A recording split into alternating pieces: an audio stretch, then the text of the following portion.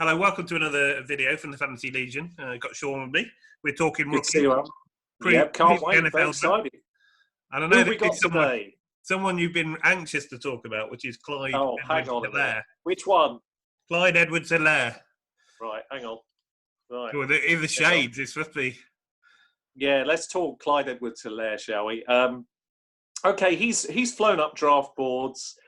I don't understand why. I've got to be honest. I don't get it. I've looked at the tape. He's a very good pass catcher. I totally understand that bit. That makes sense. You could argue he's probably got the best hands out of the group, and I'm okay with that. That's fine. He's 5'7", 205, has a very violent running style. That's not a good thing. That's not good. Can he take a pounding in the NFL? I mean, come on, let's just step back for a minute and think about this for a minute. That does not look good to me. I mean, he comes from Baton Rouge. He could develop, right? He could develop into a running back in the NFL, but I think we've got to just pump the brakes on this guy and just think for a second, hang on. This is more your traditional James White kind of person. This is more a change of pace. Third down back. This is a change of pace guy. This is a system fit player. This guy has to find exactly the right system. Now, has he got the capability to jump up here and be the number one in this class? Potentially, yeah, but everything's got to fall perfect for him. He's got to go to Kansas, right? That's the perfect fit right now for him because you've got all those weapons. You can become a superstar. Well, let's just talk about the people that have sort of looked at him, and the Chiefs are one of them. The Bills again. Obviously, they just the Falcons. Yeah, it just doesn't. That look, he looks.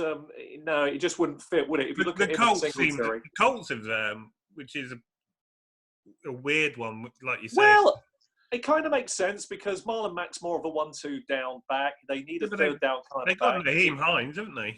Well, I think sorry, Al. You go first. I mean, Naheem Hines is the prototypical third down back as well. Surely that would be similar role. So they would see him as more than just a third down back, surely, if the Colts are going to make a move for him. I can't see it. The other teams are Jags, Raiders, and the Buccaneers, so the Bucs.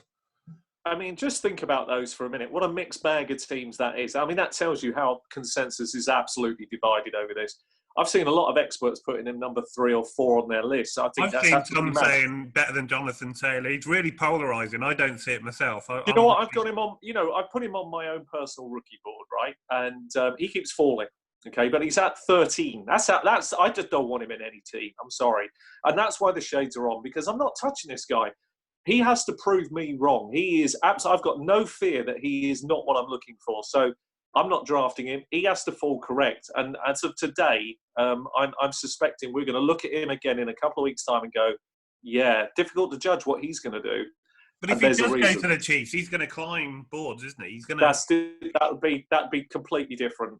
He would be arguably the 101 because they've seen something. They think they can utilise his skill set, and with their team and the way they stretch the field, absolutely. But that's the perfect scenario. But which running back wouldn't vault to the top of the tree if they went to the Kansas City now? That's very true. But they're all visited with the Chiefs. But for every rare Kansas City, there are many Jets and weird teams. New England, there are many teams that would, his value would drop through the floor. So I think we'll be looking back, and he's a very capable running back who has potentially in PPR leagues has a value, definite value, definitive value. But in redraft and half-point leagues, that value gets a lot less quick. So he would need somebody to do believe in him like the Panthers did with McCaffrey, even though he's small. I doubted at the time that he'd be able to run through the tackles. I mean, get him in open space. Obviously, he's got good game speed, same as McCaffrey. But running through the tackles when you're 5'7", there's not many players that do that in the NFL, is there? I mean, he's got a violent running style, so he's capable of doing it. But he's got such a small body of work that really concerns me. So I'm a real heavy swerve on this guy until I need to see a big sample size before in the NFL, and I don't think it's going to translate. And it's very easy to get wrapped up, isn't it, in the college stuff. I mean, if we look at all these rookies, you'd think this was the greatest draft class that ever landed in 50 years. And that's just simply unrealistic. There's so many reasons why that can't happen. Yes, there's going to be players who are going to come out of this. There's going to be some very good players, but nailing them is the key to being not everybody lands right, and not everybody's skill set is perfect. This guy's perfect for certain types of teams. He's limited to where he can go to be really efficient. And if he went to someone like the Colts, as you suggested, well, I can't see it because they've already got Naeem Hines. They've got Philip Rivers at quarterback. That's not exactly fantastic. He is the dump-off king, and I think Naeem Hines will get the real big value of this. Well, with a more you look at established Austin knowledge. Eckler, the way the value Austin Eckler got, just out of Yeah, being unlimited yeah, touches originally, and then a massive breakout year really last year. fabulous last year. Could be good again this I year. mean, if he does get that sort of role, then he could be really valuable. But I don't know. I really want to see his landing spot. He's not someone I overly believe in at the moment. He's got speed. He's got a good mentality. Apparently, he's very pro ready. He's got the right sort of attitude, which could go a long way. He plays special teams. I've got no real knocks on the guy for his, for what you would call his unmeasurables. There's nothing wrong that I see there. It's just I've seen this kind of player many, many times over my time watching the NFL, and they more than 99% of them translate into third down backs. I don't see what the problem is.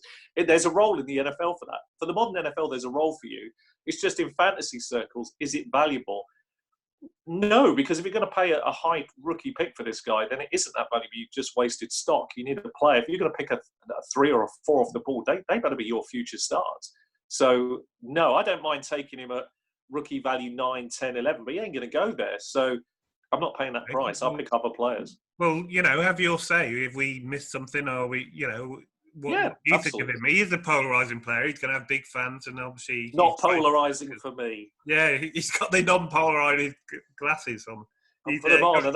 You're definitely in the no camp, aren't you? Absolutely definitive. Yeah, very definitively no.